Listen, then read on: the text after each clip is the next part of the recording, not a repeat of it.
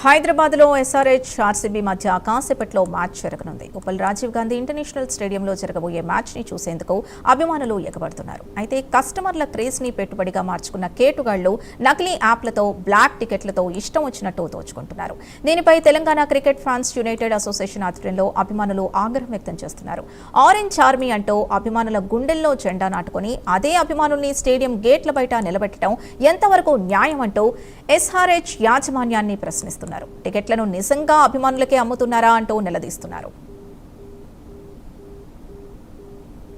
2-3 గంటలలో ఉప్పల్ స్టేడియంలో IPL match ప్రారంభం కాబోతా ఉంది. ఈ మ్యాచ్ మొత్తం తెలంగాణ నుంచి మొదలుకుంటే ఈ దేశంలో ఒక చర్చనీయాంశంగా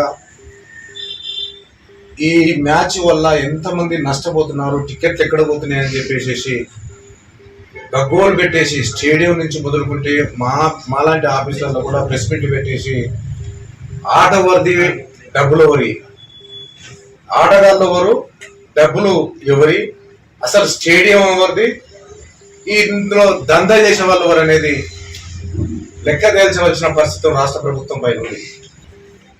దీంట్లో ప్రధానంగా కోట్ల రూపాయల దందా చేసేటువంటి వ్యక్తులు కొంతమంది అయితే ఈ టికెట్లను మొత్తం కూడా దోపిడీ చేసి ఒక క్రికెట్ అభిమానికి ఒక 2000 టికెట్ దొరుకుతుందేమో అని చెప్పి లైన్ కట్టి ఆన్లైన్లో దోలాడితే కూడా ఎక్కడ కూడా ఎత్తికిన 5 నిమిషాలలోనే మొత్తం దందా చేసినటువంటి బ్రోకర్ గల చేతికి వెళ్ళేసి ఈ బ్రోకర్ గల మొత్తం కూడా 2000 టికెట్ ని 8000, 9000, 10,000 అట్లాగే 20,000 టికెట్ 40,000, 50,000 అమ్మేటువంటి పరిస్థితి వచ్చింది.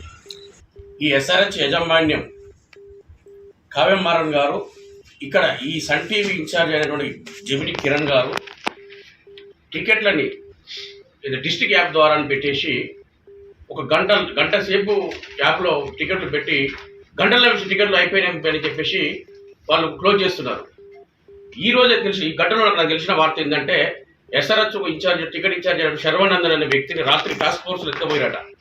ఎందుకు ఎత్తుకపోయారంటే టికెట్లు వెబ్సైట్లు అయిపోయాయని చెప్పేసి వీళ్ళు వేరే ప్రైవేట్ లింకుల ద్వారా లక్షలలో వేలలో టికెట్లు కూడా విక్రయిస్తున్నారు.